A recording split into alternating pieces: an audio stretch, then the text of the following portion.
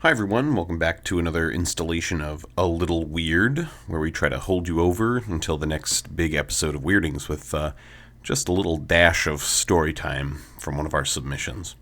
Just a little behind the scenes action. Things are going pretty well at Weirdings. We're getting a lot of good feedback, and we really appreciate all the comments and all the enthusiasm. The shares and the involvement are really great, so please keep it up. And send us those stories. We want them and we need them.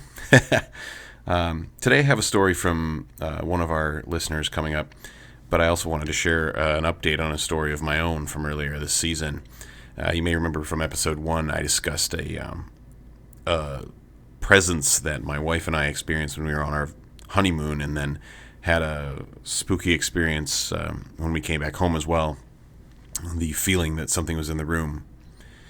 And last night, I was all tucked in for bed and sleeping away, and my dear wife next to me.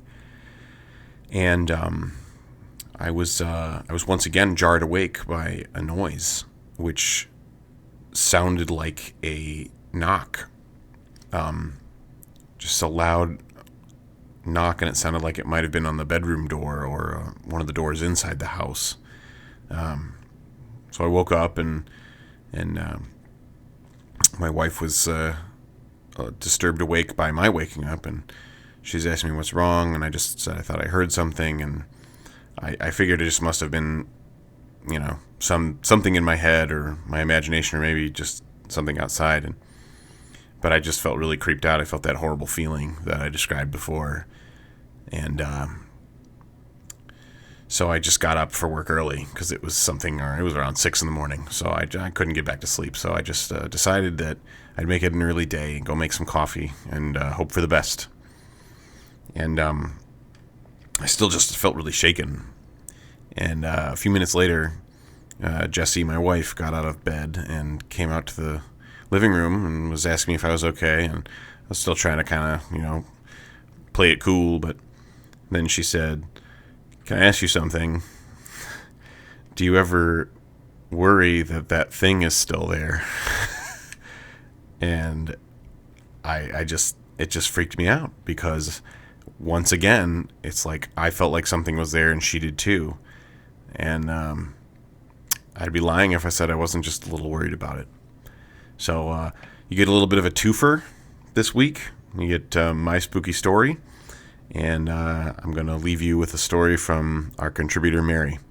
Enjoy. The youth group I led was having a Halloween party in the basement of the church we used to attend. My husband and his best friend had left to go get pizza, leaving myself and 2 girls to wait to let everyone else in.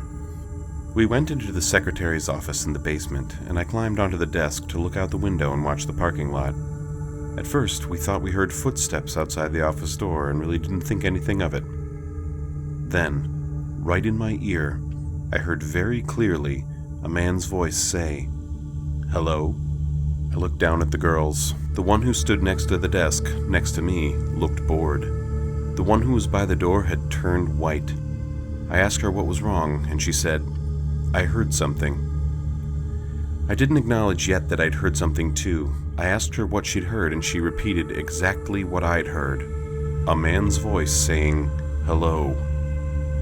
It wasn't my husband or his best friend. We walked around the church and found no one. No one could have gotten in either.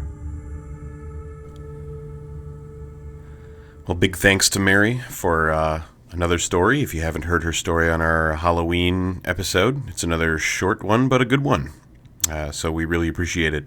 And don't miss next week. We'll be talking about demons. We will see you there. Once again, I'm Colin, and this has been A Little Weird. Thank you.